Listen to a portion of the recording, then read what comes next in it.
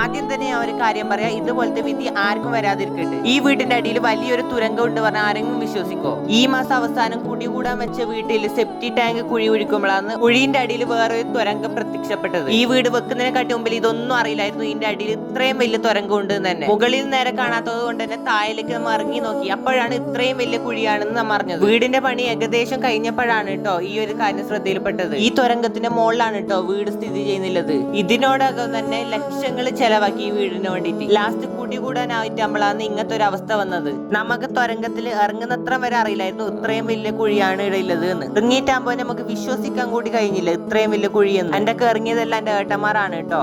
ഈ തുരങ്കം കണ്ട ഷോക്കിലാണ് കേട്ടോ നമ്മൾ എല്ലാവരും അവിടെ നിൽക്കുന്നത്. ഒരു ഭാഗത്ത് വെള്ളം ഒഴുകുന്നു, ഒരു ഭാഗത്ത് മണ്ണിടിഞ്ഞിട്ടുണ്ട്, അങ്ങനെ കുറെ കാഴ്ചകൾ ഉണ്ട് കേട്ടോ. കണ്ട ഷോക്കിലാണ് നമ്മൾ അവിടെ നിൽക്കുന്നത്. ഇതുപോലത്തെ ഒരു അവസ്ഥ ഇനി ആർക്കും വരാതിരിക്കട്ടെ. ഇത് കാസർഗോഡ് കുണ്ടൻകുഴി ആനക്കല്ല് എന്ന് പറഞ്ഞ സ്ഥലത്താണ് കേട്ടോ. പിന്നെ ഇതെന്റെ അച്ഛന്റെ സഹോദരിയിലെ മോളെ വീടാണ് കേട്ടോ. അങ്ങനെ തുരങ്കെല്ലാം കണ്ടതിന് ശേഷം ആദ്യം വിഷമത്തോടെ മുകളിലേക്ക് കയറിയിട്ടാ